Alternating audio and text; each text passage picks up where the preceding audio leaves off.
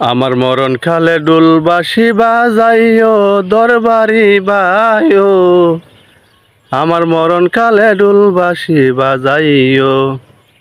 এই গানটা যে বন্ড গাইছিল, এর আজকে একটা ইন্টারভিউ দেখলাম। এ বিভিন্ন যুক্তি দিতেছে। এই যুক্তিগুলা কিতা?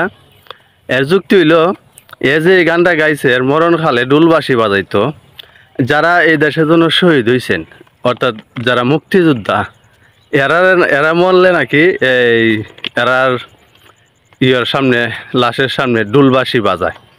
হ্যাঁ, এলাগিয়া এও মানে এর মরণ সময় এরা ডুলবাসি বাজাইতো, কারণ এও দেশের জন্য হাজ করছে বা হাজ করতেছে।